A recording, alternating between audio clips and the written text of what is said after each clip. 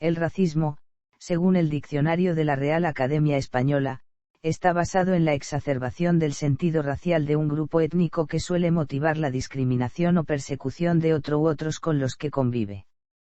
La palabra, racismo, designa también la doctrina antropológica o la ideología política basada en ese sentimiento.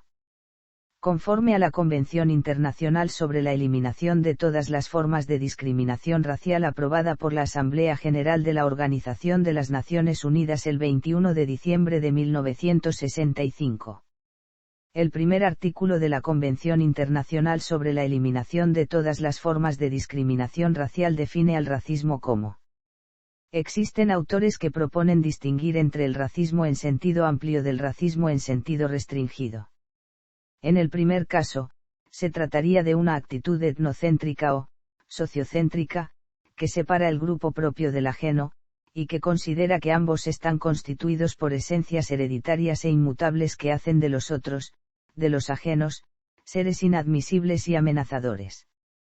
Esta concepción de los demás conduciría a su segregación, discriminación, expulsión o exterminio y podría apoyarse en ideas científicas, religiosas o en meras leyendas o sentimientos tradicionales. Afirma también la superioridad intelectual y moral de unas razas sobre otras, superioridad que se mantiene con la pureza racial y se arruina con el mestizaje. Este tipo de racismo, cuyo modelo es el nazi y el racismo occidental en general, conduce a defender el derecho natural de las razas superiores a imponerse sobre las inferiores. El racismo en sentido restringido es una doctrina de apariencia científica que afirma la determinación biológica hereditaria de las capacidades intelectuales y morales del individuo, y la división de los grupos humanos en razas, diferenciadas por caracteres físicos asociados a los intelectuales y morales, hereditarios e inmutables. Otorgar o retener derechos o privilegios basándose en la raza o rehusar asociarse con personas por su raza se conoce como discriminación racial. Las actitudes, valores y sistemas racistas establecen, abierta o veladamente, un orden jerárquico entre los grupos étnicos o raciales, utilizado para justificar los privilegios o ventajas de las que goza el grupo dominante. Buraschi y Aguilar definen el racismo como un sistema de dominación y de inferiorización de un grupo sobre otro basado en la racialización de las diferencias, en el que se articulan las dimensiones interpersonal, institucional y cultural. Se expresa a través de un conjunto de ideas, discursos y prácticas de invisibilización, estigmatización, discriminación, exclusión, explotación, agresión y despojo. Para combatir el racismo, la Organización de Naciones Unidas adoptó en 1965 la Convención Internacional sobre la Eliminación de todas las formas de discriminación racial y estableció el día 21 de marzo como Día Internacional de la Eliminación de la Discriminación Racial. Historia del racismo. El historiador israelí Benjamin Isaac ha propuesto una definición de racismo que permite identificar formas premodernas del mismo ya que no se sustenta en la idea del determinismo biológico. Por su parte Philomena Esid en Understanding Everyday Racism, an Interdisciplinary ha propuesto la siguiente definición de racismo. Antigüedad clásica. En 2004 el historiador israelí Benjamin Isaac publicó el libro The Invention of Racism in Classical Antiquity que levantó una gran controversia porque en él afirmaba que, aunque, el racismo no existía en la antigüedad clásica, bajo la forma moderna de un determinismo biológico, ciertos rasgos característicos del racismo se encuentran ya en los textos de la literatura antigua, y las lecturas que han sido hechas sobre ellos en periodos ulteriores de la historia occidental les han conferido, bajo diferentes formas, una influencia que no hay que pasarla por alto. Isaac afirmaba la existencia de un pensamiento racista premoderno, entre los griegos y los romanos antiguos por lo que la genealogía del racismo en Occidente se podía rastrear hasta la antigüedad clásica. Entre los rasgos característicos del racismo se encuentran ya en los textos de la literatura antigua. Isaac ha señalado el determinismo medioambiental ampliamente admitido a partir de mediados del siglo V AC y que fue desarrollado por Aristóteles en el siglo siguiente en su Política. Según Aristóteles, el medio ambiente ideal en el que vivían los griegos les predisponía a gobernar a los pueblos menos favorecidos por la naturaleza. Sin embargo, como ha destacado Maurice Sartre, las teorías que griegos y romanos desarrollaron para justificar la dominación sobre otros pueblos, nunca desembocaron en políticas de exterminio, ni de exclusión deliberada. Bien al contrario. Los griegos y los romanos permitieron muy ampliamente la integración de los bárbaros. Isaac también ha señalado como otro rasgo, protorracista, el mito de la autoctonía de la polis de Atenas, según el cual los atenienses ocupaban la tierra en la que vivían desde el inicio de los tiempos, por lo que sus linajes eran puros. Según Isaac, esta valorización de la sangre pura mantiene con el racismo moderno una innegable proximidad. Sin embargo, los historiadores contrarios a las tesis de Isaac citan a Isócrates, que dio una definición del griego que privilegiaba la cultura en detrimento del nacimiento. Se llama griegos más bien a las gentes que participan de nuestra educación más que a los tienen el mismo origen que nosotros. Los historiadores que se oponen a las tesis de Isaac niegan que se pueda aplicar al mundo greco-romano el concepto de raza, y por tanto difícilmente se le puede imputar a la antigüedad clásica el origen del racismo en Occidente.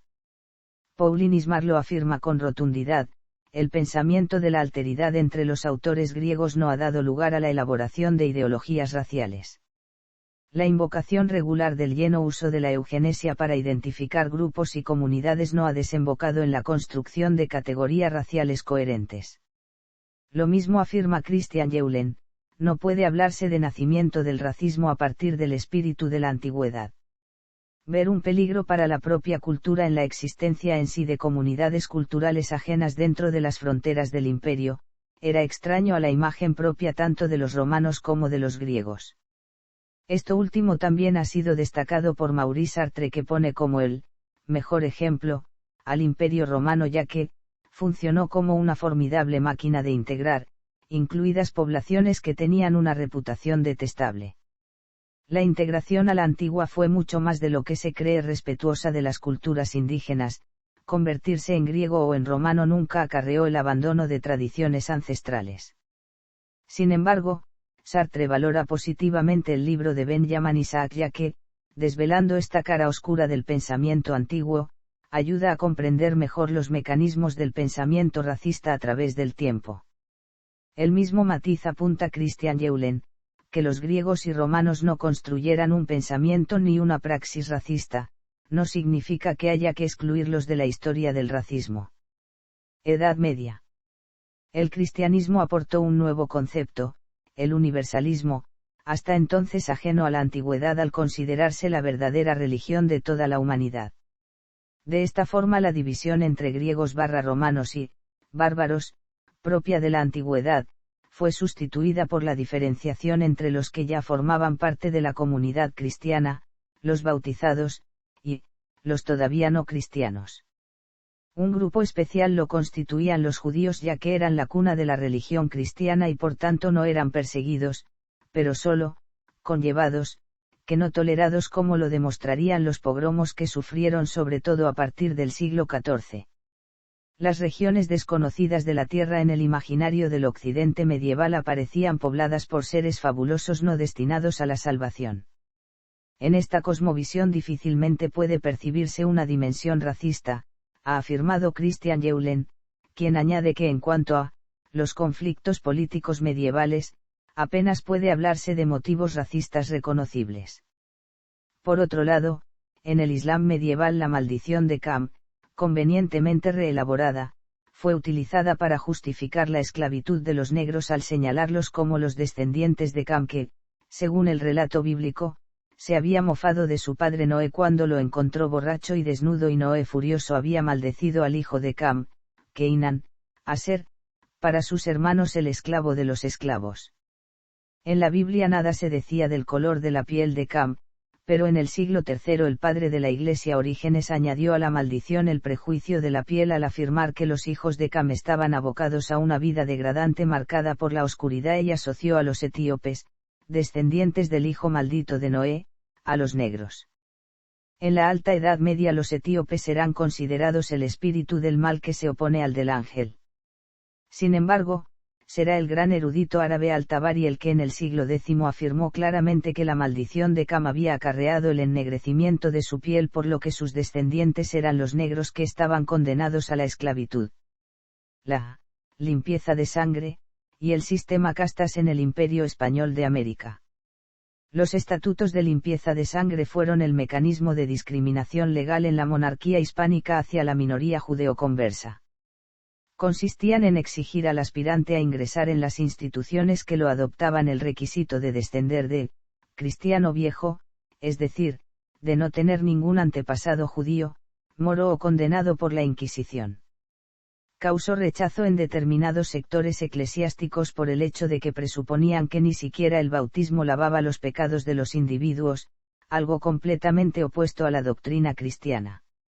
El primer estatuto de limpieza de sangre fue la sentencia estatuto aprobada en 1449 en la ciudad de Toledo. El más importante, y que sirvió de modelo a los posteriores, fue el aprobado en la Catedral de Toledo en 1547 a propuesta del arzobispo Juan Martínez Siliceo y que fue ratificado por el Papa y el rey Felipe II en 1555. A partir del Estatuto de Toledo los estatutos se difundieron rápidamente por la península. El Estatuto de Limpieza de Sangre de la Catedral de Toledo fue confirmado sucesivamente por el Papa Paulo III en 1548, por el Papa Julio III en 1550, por el Papa Paulo IV en 1555 y por el rey Felipe II en 1556. Este estatuto permaneció vigente durante siglos y recién fue abolido en 1865. Los estatutos de limpieza de sangre se basaban en la idea de que los fluidos del cuerpo, y sobre todo la sangre, transmitían del padre y la madre a los hijos un cierto número de cualidades morales, y en la de que, los judíos, en tanto que pueblo, eran incapaces de cambiar, a pesar de su conversión. El historiador francés Jean-Frédéric Siaux ha atribuido los estatutos de limpieza de sangre a la competencia para el acceso a los cargos y a las dignidades que para los cristianos, que pronto se llamarán a sí mismos cristianos viejos, suponían los cristianos nuevos, liberados por fin de las numerosas restricciones que como judíos padecían antes de la conversión. Además, eclesiásticos y magistrados temían el debilitamiento de la ortodoxia católica romana, que podía suponer la entrada en la comunidad cristiana de estos nuevos miembros. Sigue siendo objeto de debate si los estatutos de limpieza de sangre ibéricos son el origen del racismo europeo moderno. Según Jean-Frédéric Siaux, la contribución de los estatutos de pureza de sangre ibéricos a la formación de las categorías raciales se sitúa en el punto de unión entre exclusión personal y estigmatización colectiva.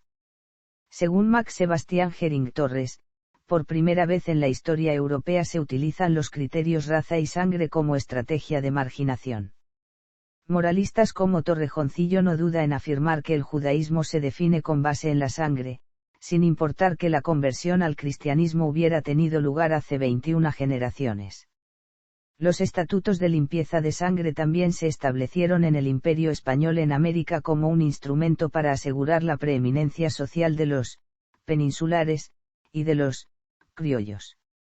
En este caso se trataba de demostrar que no se tenía ningún ascendiente indio o africano. Y esto era especialmente relevante en una sociedad colonial cada vez más mezclada étnicamente, hasta el punto de estructurarse según un sistema de castas determinado por el color de la piel, lo que ha sido calificado como una pigmentocracia. Como ha destacado el hispanista británico John Elliot, la limpieza de sangre se convirtió en la América española en un mecanismo para el mantenimiento del control por parte de la élite dominante. La acusación de sangre mezclada, que acarreaba el estigma de ilegitimidad, se podía usar para justificar una política segregacionista que excluía a las castas de cargos públicos, desde el ingreso en corporaciones municipales y órdenes religiosas hasta la matriculación en colegios y universidades, y también de la afiliación en muchos gremios y cofradías. Así pues, concluye Elliot, la América colonial española se desarrolló hasta convertirse en una sociedad codificada por el color. El sociólogo puertorriqueño Ramón Grosfoguel sostiene, por su parte, que el racismo aparece con la conquista europea de América a partir de 1492 y que es un proceso constitutivo del fenómeno de la colonialidad. La invención de un sistema racial.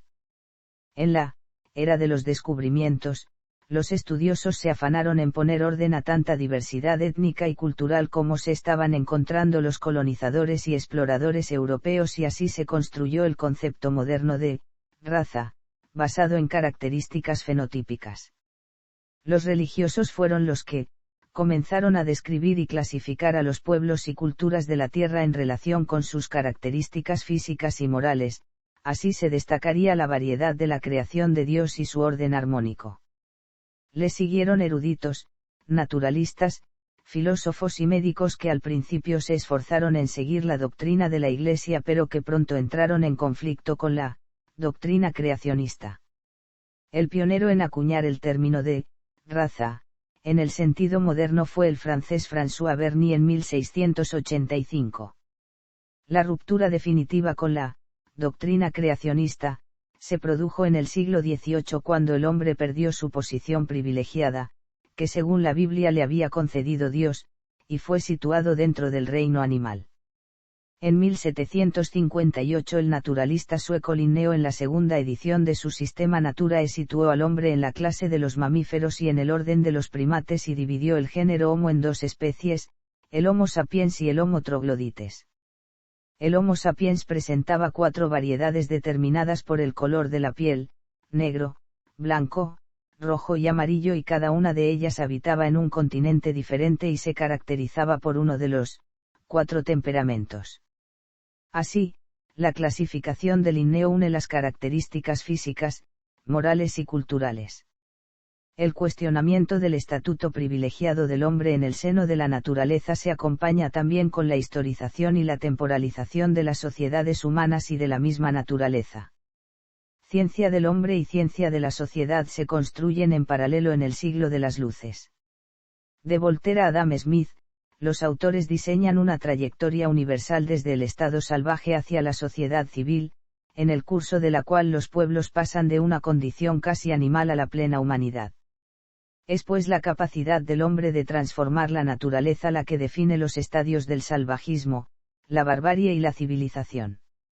Y esta división trinitaria de la historia sirve de fundamento para la racialización de la humanidad, en cuanto que hay sociedades que han alcanzado el estadio superior, la civilización, mientras que el resto se encuentran, todavía, en los estadios inferiores de la barbarie, o del salvajismo.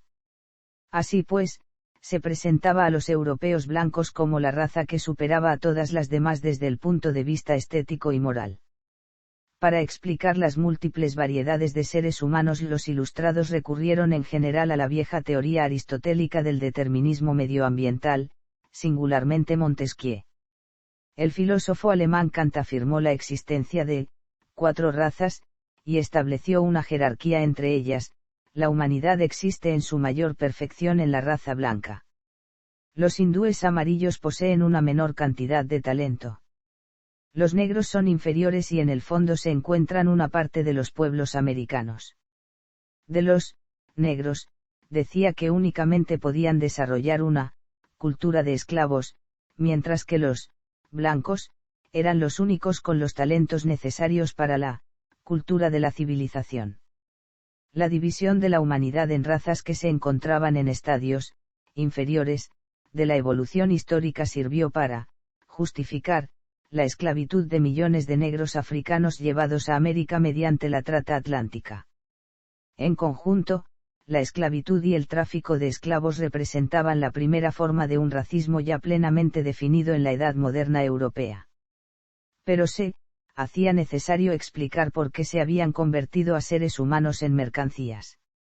En esta degradación real de los africanos convirtiéndolos en bestias de carga estuvo el auténtico origen histórico de por qué luego se los situó en el escalón inferior de la jerarquía racial, como hizo, por ejemplo, Kant. El racismo científico. Entre 1853 y 1855 el conde Arthur de Gobineau publicó Essai sur les inégalités des races humaines, en el que sostenía que las civilizaciones acaban decayendo debido a la degeneración racial, que inexorablemente se produce durante su desarrollo como resultado de la mezcla racial. Gobineau se considera de hecho uno de los más importantes fundadores del racismo moderno. Desde la segunda mitad del siglo XIX hasta la primera del siglo XX, casi ninguna ideología o praxis racista, ya fuera en contextos coloniales, antisemitas o totalitarios, dejó de situarse en la línea de racionalización teórica de Gobineau. Sin embargo, el mito de la superioridad de la raza aria, base del antisemitismo, no fue obra de Gobineau sino de Ernest Ranaa, el verdadero fundador del antisemitismo académico en Francia, un antisemitismo no político, estrictamente especulativo, que no hace ningún llamamiento a la persecución. Es Jules Sauary quien efectúa el paso a la acción. Otro pilar del racismo científico fue el poligenismo desarrollado por el naturalista suizo Louis Agassiz. Los poligenistas se oponían al monogenismo, ya que defendían que cada raza humana había tenido un origen diferente. Así se demostraba, según ellos, la existencia de razas superiores e inferiores. Por otro lado, Agassiz intentó hacer compatible el poligenismo con la Biblia, para lo que afirmó que el relato de Adán solo se refería a la raza caucásica. No es casualidad que el poligenismo fuera adoptado por los antropólogos estadounidenses que defendían el sistema esclavista de los estados del sur. Un tercer pilar del racismo científico fue la antropometría. Había aparecido a finales del siglo XVIII con la obra de Christoph Meiners y de Johann Friedrich Blumenbach, pioneros en la craneometría, pero su principal impulsor a nivel internacional en siglo siguiente fue el estadounidense Samuel Morton. El propósito de Morton era probar que se podía establecer, objetivamente, una jerarquía de las razas basándose en el tamaño del cerebro midiendo la capacidad craneal. En A Observation the Size of the Brain in Various Races dividió la humanidad jerárquicamente en 6 grandes razas: caucásica moderna, caucásica antigua, mongólica, malaya, americana, y, finalmente, negra. Divulgar la supuesta condición inferior del indígena, del africano y del asiático permitía legitimar su conquista y su explotación, sin crear paradojas éticas con la moral de Occidente, ha subrayado Max Sebastián Hering Torres. El vuelco definitivo en el concepto científico de raza se produjo cuando se impuso la idea de que la naturaleza no era fija e inmutable sino que evolucionaba. El primer paso lo dio el biólogo francés Jean-Baptiste Lamarck, pero quien dio el paso definitivo fue Charles Darwin. Como ha destacado Christian Eulen, para Darwin, el impulso definitivo para la evolución como proceso de cambio era algo que nunca se hubieran atrevido a tener en cuenta los ilustrados, el azar. Este genera cambios de forma continua, que inmediatamente después son expuestos, a su vez, a la constante presión selectiva que se produce en la lucha diaria por la existencia. Los individuos con unas características con mayores posibilidades de sobrevivir en su medio ambiente tendrán mayores posibilidades para reproducirse y con ello adquirir también las nuevas características, y así es como termina apareciendo una nueva especie. Las metáforas que utilizó Darwin para explicar su teoría serían malinterpretadas como la supervivencia de los más fuertes y la adaptación al medio para sobrevivir. Ambas teorías son falsas en tanto trastocan el azar en la teoría de Darwin, ha subrayado Christian Eulen. La teoría de la evolución de Darwin tuvo una enorme influencia sobre el racismo. Después de 1859 la idea de raza cambia, se admite a partir de entonces que la humanidad ha evolucionado durante periodos de tiempo más largos de lo que se concebía anteriormente. Así se convierte en insostenible, incluso para un poligenista, pretender observar las razas humanas en su pureza original. De esta forma se alcanza el consenso entre los antropólogos de que, las razas no existen más que en el estado transformado e híbrido. De la tergiversación y adaptación a la sociedad de la teoría de la evolución de Darwin surgió el darwinismo social inaugurado por Herbert Spencer. Otros darwinistas sociales destacados fueron Alfred Russel Wallace y Ernst Haeckel.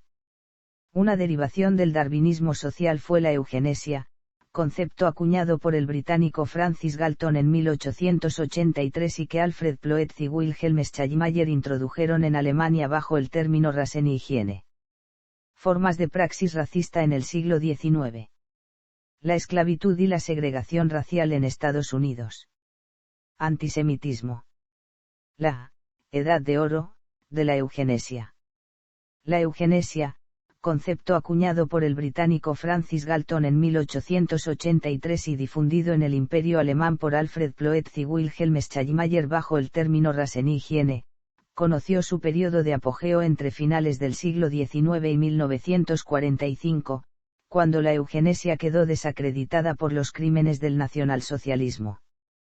Como ha destacado Christian Eulen, con la eugenesia, la antigua idea de la lucha racial y el tema central de la mezcla de razas fueron completados con un tercer motivo que iba a transformar en totalitario el discurso racial, así como las prácticas que lo acompañaban, la idea de la creación artificial de la raza.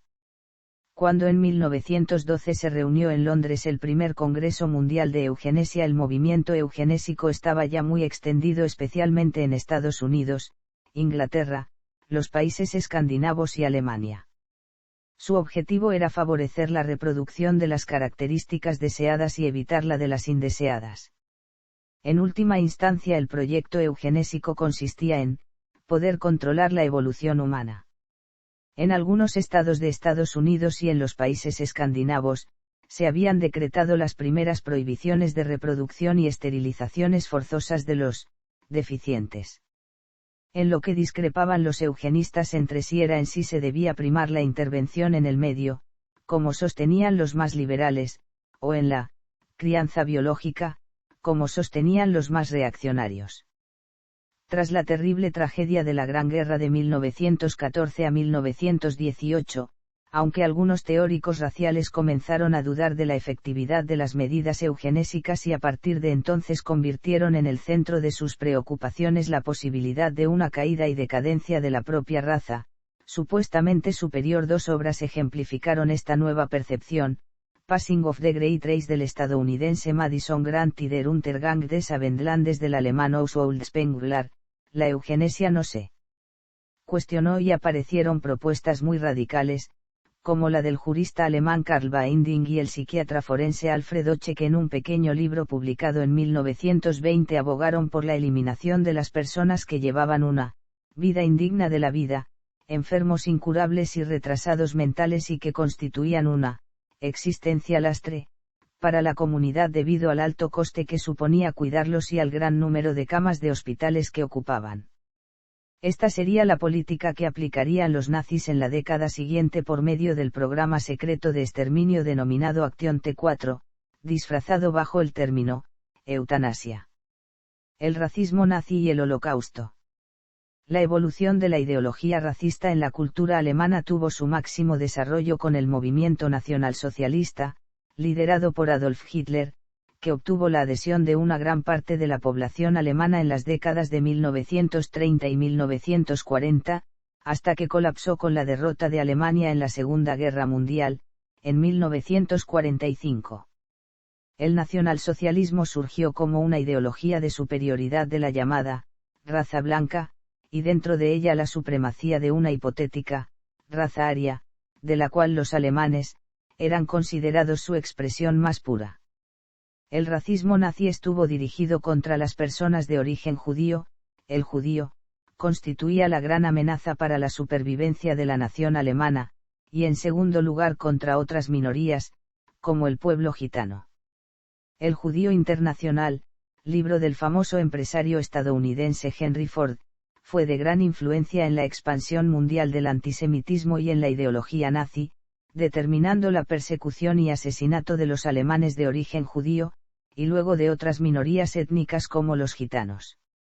Esta clase de ideas se manifiesta en el desplazamiento, internamiento, y, más tarde, el exterminio sistemático de un número estimado de 11 millones a 12 millones de personas. En medio de la Segunda Guerra Mundial, aproximadamente la mitad de esas víctimas son judíos en lo que es históricamente recordado como el Holocausto. Entre 100.000 y 100.000 de gitanos también fueron asesinados. El racismo poscolonial, el apartheid y sudafricano. None. Después de 1945, el fin del racismo científico, el racismo cultural. Tras conocerse las atrocidades cometidas por los nazis durante la Segunda Guerra Mundial, la noción biológica de raza quedó deslegitimada, aunque no completamente al principio, y con ella el racismo científico. También tuvo gran importancia mayor aún, según Christian Eulen, el cambio de modelo de las ciencias humano-biológicas, ya iniciado antes de la guerra, que supuso el paso de la eugenesia a la genética y que fue definitivo cuando en 1953 se descubrió la estructura del ADN. La UNESCO, organismo internacional fundado en noviembre de 1945, declaró a la raza, la plaga del mundo, que había conducido a la humanidad a la catástrofe, y en el acta de constitución condenó el dogma de la desigualdad de las razas y los hombres. El antropólogo estadounidense de origen suizo Alfred Metraux, dirigente de la organización, le encargó a Claude Lévi-Strauss un ensayo que se convertirá en su célebre obra Raza e Historia.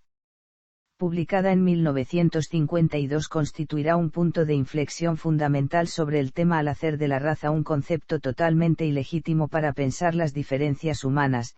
Solo existe una raza, la raza humana, con sus diferencias culturales. A partir de entonces el término raza, si es que se utiliza, se entenderá como una categoría social y no como un hecho natural. Se alcanzó así un consenso antirracista relativamente amplio, aunque no cristalizó hasta los años 1960, impulsado por los movimientos sociales de la década, entre los que destacó el movimiento por los derechos civiles en Estados Unidos, que contribuyó, de forma notable, a deslegitimar el racismo en la conciencia mundial. El racismo se consideró un fenómeno anticuado, reaccionario y esencialmente premoderno. La UNESCO puso como modelo el Brasil, mestizo, el país que habría superado las diferencias raciales y puesto fin al racismo, una valoración que será puesta en duda años después, mientras que el contramodelo será la Sudáfrica del apartheid, un país que iba, al revés de la historia, al aplicar una política declaradamente racista, lo que le supondrá su progresivo aislamiento internacional. En la década de 1950 se extiende la visión optimista de que, una vez deslegitimado el concepto de raza, la ausencia de razas humanas es una verdad científica admitida y proclamada. La extensión de la educación será suficiente para hacer desaparecer el racismo. El número de julio-agosto de 1950 de El Correo de la UNESCO así lo declara en su primera página: los científicos del mundo entero denuncian un mito absurdo, el racismo. Una comisión de la UNESCO dirigida por el antropólogo estadounidense Ashley Montague propone en 1950 que se deje de utilizar el término raza, sustituyéndolo por la expresión grupo étnico. El psicólogo canadiense Otto Klineberg propone a su vez como prioritario deshacer la ilusión de la pureza racial. Siguiendo esta misma línea, los historiadores franceses Lucien Febvre y François Crouzet escriben un manual de historia de la civilización francesa titulado Somos mestizos, pero que solo será publicado muchos años más tarde, aunque algunos extractos del mismo aparecieron en una revista alemana en 1953. El libro manual estaba destinado a los profesores y a los alumnos de secundaria con la finalidad de desarrollar la idea de que la humanidad es una gran familia de pueblos unidos, y no un campo cerrado para batallas raciales que disfrazan horribles conflictos de interés. En uno de sus capítulos se decía: bienaventurada la nación que no es pura. Porque en la variedad extrema de tipos de individuos que la componen, podrá encontrar ciudadanos y ciudadanas capaces de hacer frente a todas las dificultades, a todas las pruebas que la vida reserva a un grupo de hombres organizados en nación. Y tanto mejor para ella.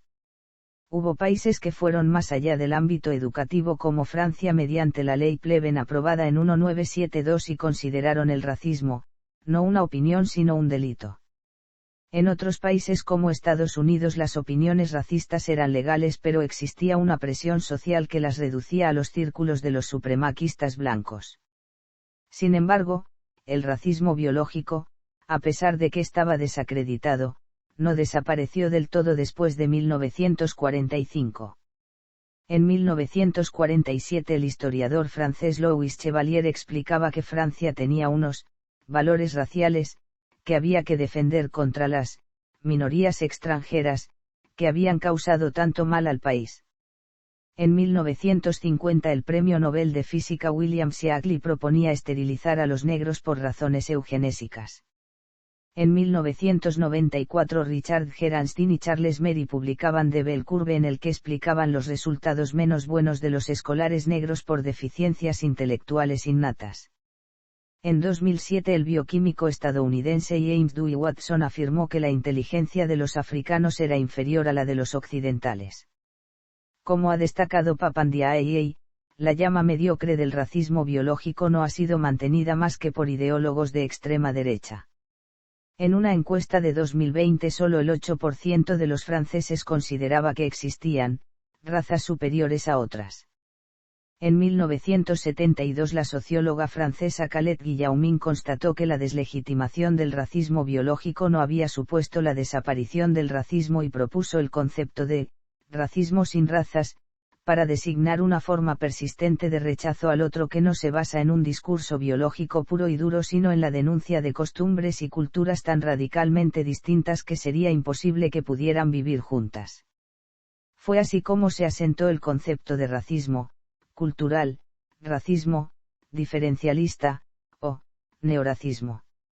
En 1984 el ensayista franco-tunecino Albert Memmi escribió: el racismo cultural no se basa en una jerarquía racial biológica, sino en diferencias culturales consideradas como irreductibles y antagónicas entre los grupos, y de las cuales el grupo dominante debería de protegerse, si no quiere desaparecer.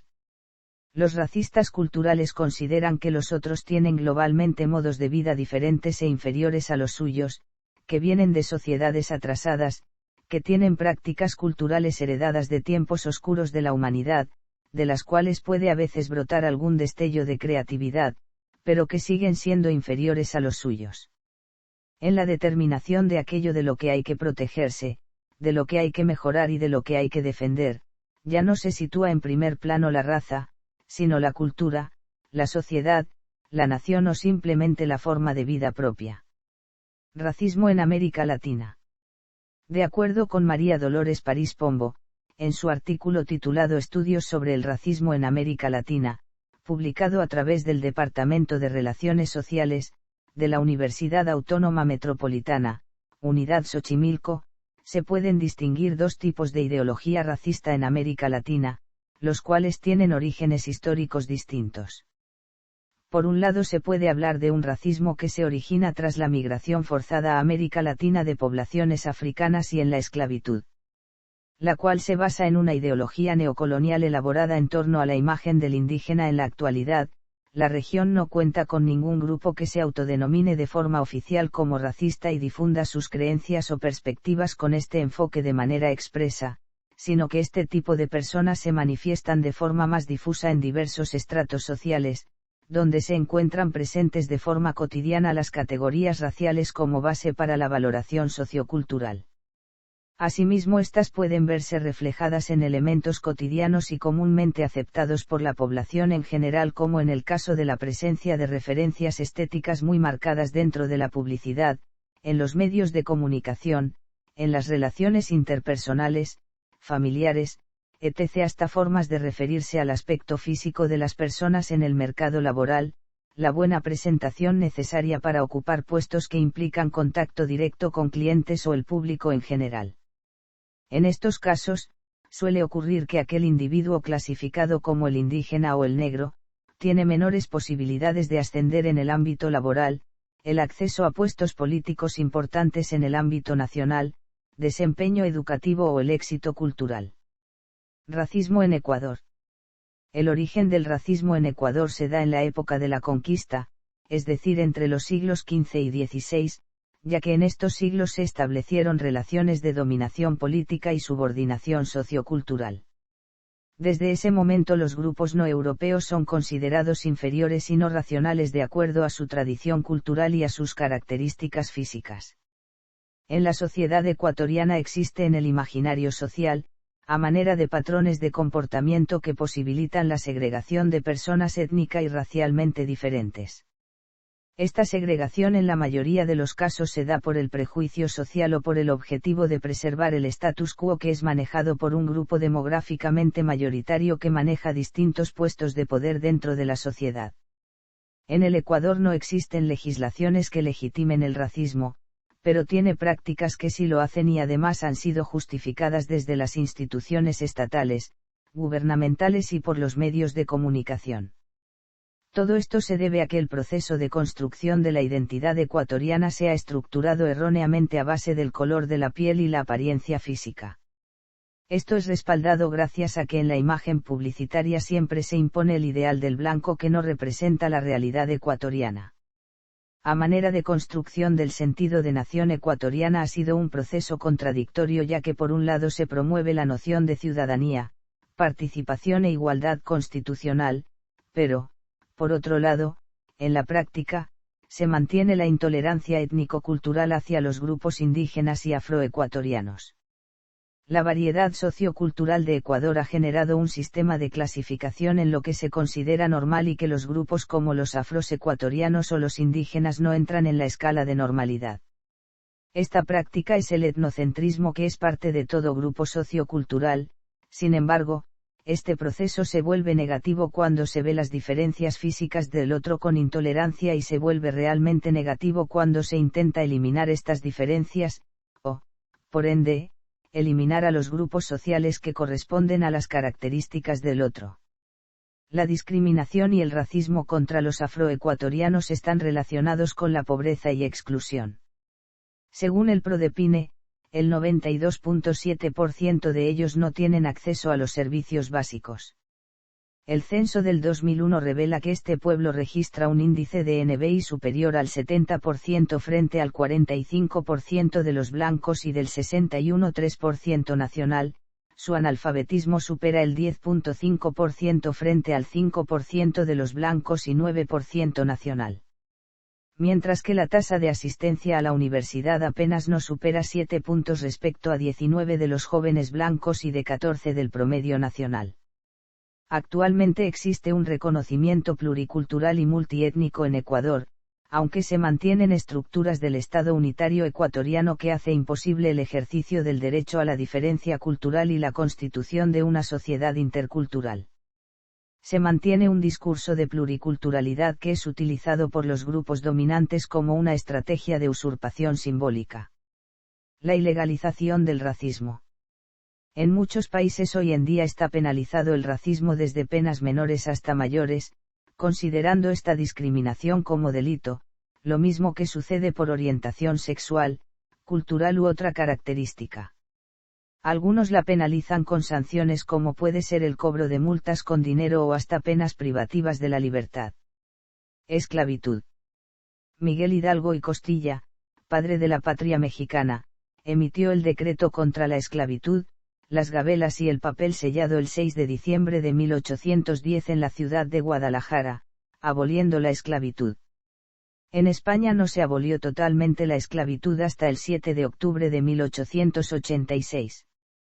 Si bien en el territorio peninsular se abolió en 1838, persistió y se toleró legalmente en las colonias amparada por la presión de las ligas nacionales, que la defendían con argumentos patrióticos, hasta la creación de la figura transitoria del patronato y su definitiva abolición en 1886. La esclavitud se prohíbe en los Estados Unidos de América en 1864 luego de la Guerra de Secesión mediante la 13ª enmienda. Segregación racial. La segregación o separación racial es la separación de espacios, servicios y leyes para las personas de acuerdo a su ascendencia. Fue practicada en muchos lugares del mundo hasta mediados del siglo XX. En 1868 que se derogaron las leyes segregacionistas que limitaban los derechos civiles de los afrocubanos bajo las antiguas leyes de Indias, hasta entonces el código legal vigente en Cuba, con la abolición de los estatutos de limpieza de sangre. En los Estados Unidos, se prohíbe en 1964 la aplicación desigual de los requisitos de registro de votantes y la segregación racial en las escuelas, en el lugar de trabajo e instalaciones que sirvan al público en general y en 1965 la Ley de Derecho de Voto. La Declaración Universal de los Derechos Humanos, adoptada en 1948, indica que toda persona tiene los derechos y libertades proclamados en esta declaración, sin distinción alguna de raza, siendo uno de los documentos más relevantes contrarios a la discriminación y segregación racial. Convenios internacionales contra el racismo. Es gracias al avance de las diferentes ciencias y al retroceso progresivo del oscurantismo social, moral y religioso, que desde el último cuarto del siglo XX, existe un estigma social asociado con los que se describen a sí mismos como racistas. Las causas son varias, incluido el progreso social y tecnológico, pero principalmente la atención generada por los crímenes cometidos por británicos y españoles contra los habitantes de las Antillas y las Américas, el comercio de las naciones europeas con esclavos africanos, norteamericanos contra las naciones amerindias del continente, los turcos con el exterminio de los armenios, o con Alemania nazi contra judíos, gitanos y otros, y el horror causado por el Japón imperial en Corea, China y otros lugares, y los avances en las conquistas sociopolíticas de los afroamericanos en EU. Así que la identificación de un grupo o persona como racista tiene una carga de valor sumamente negativa. El último país en declararse oficialmente racista ha sido Sudáfrica, que en 1990 modificó su sistema de apartheid por presiones internas y externas. La Convención para la Prevención y la Sanción del Delito de Genocidio y la Convención Internacional sobre la Eliminación de todas las formas de discriminación racial son los instrumentos internacionales fundamentales para comprender la aspiración humana de erradicar el racismo. Con el objeto de reafirmar el compromiso de los Estados con la eliminación de la discriminación racial y la realización efectiva del principio de igualdad en la región en el marco del 43º periodo ordinario de sesiones de la Asamblea General de la Organización de los Estados Americanos, se lleva a cabo la Convención Interamericana contra el Racismo, la Discriminación Racial y Formas Conexas e Intolerancia. Este instrumento consolida estándares internacionales en la materia, y avanza en la definición legal de formas contemporáneas de racismo. El Día Internacional de la Eliminación de la Discriminación Racial se celebra el 21 de marzo de cada año. Ese día, en 1960, la policía abrió fuego y mató a 69 personas en una manifestación pacífica contra la ley de pases del apartheid que se realizaba en Sharpeville, Sudáfrica. Al proclamar el día en 1966, la Asamblea General instó a la comunidad internacional a redoblar sus esfuerzos para eliminar todas las formas de discriminación racial. Desde entonces, el sistema del apartheid en Sudáfrica ha sido desmantelado. Leyes y prácticas racistas se han suprimido en muchos países, y se ha construido un marco internacional para luchar contra el racismo, guiado por la Convención Internacional sobre la Eliminación de todas las formas de discriminación racial. Ciencia, sociedad y racismo. Se considera en medios científicos que el concepto actual de raza es una creación europea que se desarrolló como respuesta y justificación a su expansión imperial durante los siglos XVI al XX. El concepto de raza, como demostración de la superioridad o inferioridad de ciertos grupos humanos, evolucionó progresivamente durante ese periodo hasta niveles muy sofisticados y eruditos para convertirse en una verdadera pseudociencia que más recientemente adquirió nombres como etnografía o antropología física. El auge de estas doctrinas ideológicas disfrazadas de ciencia no han sido insignificantes y han resultado en regímenes tan destructivos como la Alemania nazi o el apartheid. Según el terapeuta estadounidense Albert Ellis desde la psicología cognitiva, el racismo es un mecanismo de prejuicios que surgen por conveniencia, para discriminar, descartar o dominar a otras personas o aceptarlas preferentemente, sin tener remordimientos y sin reflexionar si es bueno o malo o si es una opinión subjetiva u objetiva. Ordinariamente es una actitud hostil o favorable hacia una persona que pertenece a un grupo social. En la mayor parte de los casos se da por hecho que existe una inferioridad natural o genética en el grupo segregado, o bien, una circunstancia cualquiera que estable la inferioridad de sus integrantes. También es común se ponga un acento en las diferencias culturales, lo que explicaría la inferioridad o superioridad de los otros. Se tratan de alteraciones en la mente humana que son moderadamente difíciles de eliminar y llevan a una distorsión de la percepción o a una distorsión cognitiva, a un juicio impreciso o a una interpretación ilógica. Según la psicología cognitiva, el racismo es un apasionamiento subjetivo a favor o en contra de algo sin que existan argumentos suficientes para sustentar esta posición. Un sesgo es un error en el procesamiento de la información y hace que las personas tengan distorsiones cognitivas. Para poner a prueba las ideas racistas, las personas deben someter a sus propios pensamientos a la prueba de la racionalidad, funcionalidad y objetividad. Racismo en el ámbito cultural. Racismo en los círculos intelectuales colonialistas. En 1899 apareció el poema La carga del hombre blanco del escritor indo-inglés Rudyard Kipling, quien recibiera el premio Nobel 8 años después, en donde convoca al hombre blanco a conquistar y asumir el gobierno del mundo, como un servicio a las personas no blancas, aun sabiendo que ello traería el odio de aquellos que custodiáis. En 1911 la 14ª edición de la Enciclopedia Británica adoptó la ideología racista al sostener que, el negro es intelectualmente inferior al caucásico. Ya en la década de 1930, apareció en Francia la popular tira cómica Las aventuras de Tintín, de Hergé, portadora del pensamiento racista que había encarnado en el pensamiento occidental, especialmente notable en historias como Tintín en el Congo o La oreja rota. Chamberlain, por ser el grupo superior de la raza superior. En 1899 la ideología racista se consolidó con la publicación del libro Los fundamentos del siglo XIX del inglés Houston S. Chamberlain. Profundizando las ideas de Gobineau, Chamberlain acentúa el papel de los pueblos germánico-nórdicos, como representantes auténticos de la hipotética raza aria, y por lo tanto superiores a todos los demás.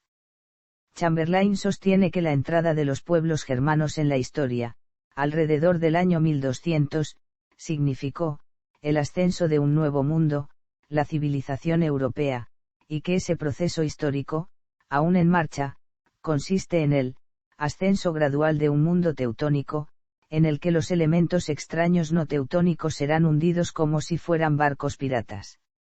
En las grandes potencias de la época aparecieron autores que intentaban demostrar que la raza superior eran los sajones, los celtas, y los teutones. Varios pensadores británicos de la época utilizaron el racismo para justificar el imperio británico, como Thomas Henry Huxley, Benjamin Kidd, P. Charles Mitchell, Charles Harvey.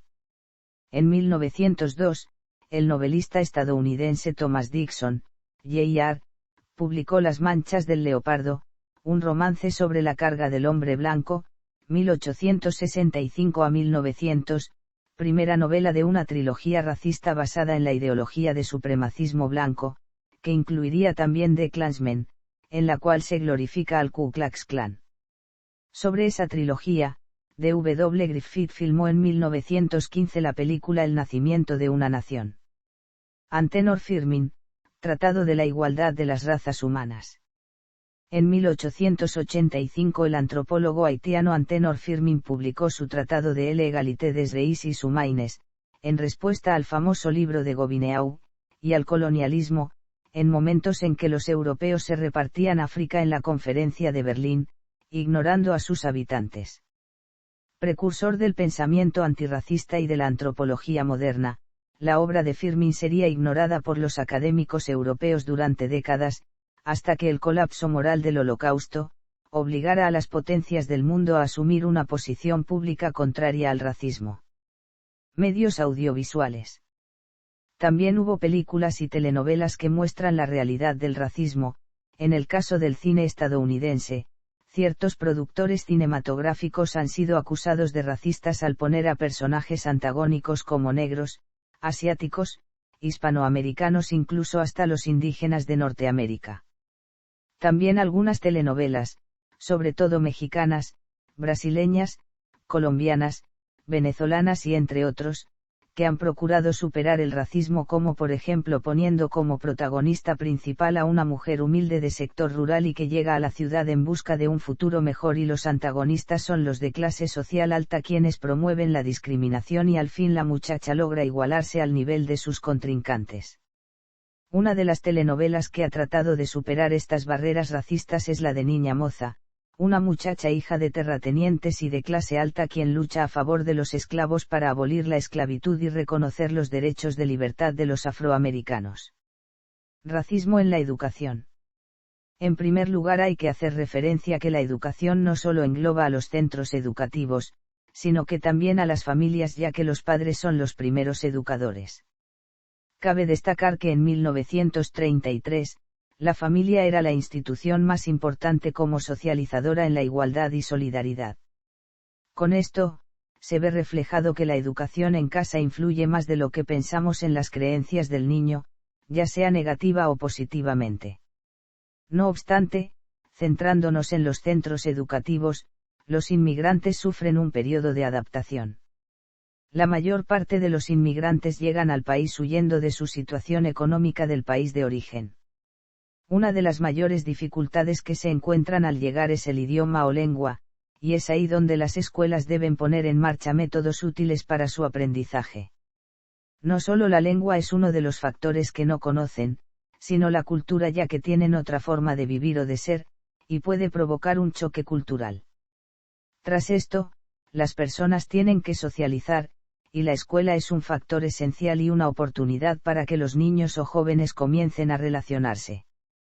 Sin embargo, en muchas ocasiones los inmigrantes tienen dificultades tanto con los compañeros, como con algunos profesores, lo que daría lugar a una formación de un grupo de iguales del mismo lugar de origen o de inmigrantes. En las propias escuelas hay discriminación y racismo. Las víctimas en muchas ocasiones prefieren acudir a colegios donde el porcentaje de inmigrantes sea alto para así no sentirse incómodo. Además, cabe destacar que prefieren acudir a centros públicos que a privados, ya que en estos se encuentran más actitudes racistas. Todas estas actitudes, comentarios o acciones racistas los jóvenes las suelen realizar en grupo o no en solitario. Muchas de las víctimas del racismo prefieren callarse y otros prefieren decírselo a profesores. Además, existen prejuicios o estereotipos acerca de las posibilidades académicas y futuro de los inmigrantes. El bullying relacionado con el color de piel aumenta en las estadísticas, mientras en los colegios se sigue minimizando. La ausencia de protocolos específicos hace más dura la batalla de madres, hijos e hijas que sufren este acoso. Otras formas de racismo. Además de las formas clasistas de racismo, existen otras menos conocidas como el racismo aversivo, la mestizofobia y el racismo oculto. Racismo aversivo. En 1986, dos psicólogos sociales, Samuel L. Gertner y John F. Davidow, acuñaron el término racismo aversivo para definir el racismo de quienes no se consideran racistas. Se caracteriza de un racismo no explícito y que por su naturaleza sutil y ejecución no a sabiendas aparece diluido. Es el de aquellos que comienzan sus frases con un yo no soy racista, pero... o de quienes hacen bromas racistas como si no tuvieran consecuencias. Pero las tiene, produce en sus víctimas una gran indefensión y frustración. También se ha denominado microrracismo. Impide, por ejemplo, que en el ámbito escolar se puedan mezclar personas de ascendencias iberoamericana y española. Mestizofobia. Una forma menos conocida de racismo es la creencia de que el mestizaje produce individuos inferiores a la raza pura, defendido por Louis Agassiz, como Gobineau sostuvo. Una forma moderna de racismo, como reacción al racismo contra los negros, los indios y asiáticos, es negar la identidad mestiza y la defensa de las poblaciones mezcladas más por su color oscuro de piel que por su condición mestiza. En este racismo, las poblaciones mestizas son tratadas como negro, indio o blanco, negando su peculiaridad. Racismo oculto. El racismo oculto es una forma de racismo no explícita que busca la extensión y legitimación del racismo. Entre las variantes más comunes de racismo oculto se encuentran las pseudociencias sociales y médicas mencionadas arriba, la argumentación política en contra de determinados grupos humanos bajo pretextos culturales o étnicos y la manipulación de datos estadísticos con el fin de inferir indirectamente la inferioridad de unos grupos humanos sobre otros. Cabe mencionar al respecto que una de las formas más ominosas de racismo oculto es la relación post facto y no causa-efecto entre pertenecer a una raza o etnia determinada y la pertenencia a una clase social. La clasificación de las personas como perteneciente a una u otra raza ha sido ampliamente usada y aún lo es para mantener a grupos humanos en situación de sometimiento, a condiciones de vida de opresión, ignorancia y dependencia, y acusar a estos grupos de ser inferiores cuando solo son víctimas y no causas del problema. Asimismo, esta clasificación se usó y se utiliza para mantener la posición de mayor poder de otros grupos dentro de la escala social, estableciéndose un círculo vicioso de retroalimentación entre estatus socioeconómico y pertenecía a ciertas razas. Este mecanismo se alimenta a sí mismo y se tiende a perpetuar ad infinitum hasta que sobrevengan cambios inevitables en la sociedad. Conceptos relacionados. Algunos conceptos como la discriminación racial y la xenofobia están relacionados con el racismo aunque no lo son propiamente. Discriminación racial. Es un concepto que suele identificarse con el de racismo y que lo abarca, aunque se trata de conceptos que no coinciden exactamente. Mientras que el racismo es una ideología basada en la superioridad de unas razas o etnias sobre otras, la discriminación racial es un acto que, aunque suele estar fundado en una ideología racista, no siempre lo está. En este sentido hay que tener en cuenta que la discriminación racial positiva, constituye una forma de discriminación destinada a combatir el racismo. El prejuicio es una actitud social propagada entre la gente por una clase explotadora, a fin de estigmatizar a algún grupo como inferior, de modo que tanto la explotación del grupo como la de sus recursos pueda justificarse. Roger Bastide distingue el prejuicio de raza de los otros prejuicios que son, prejuicio de color, de clase y cultural. Xenofobia. El racismo suele estar estrechamente relacionado y ser confundido con la xenofobia, es decir, el odio, repugnancia u hostilidad hacia los extranjeros.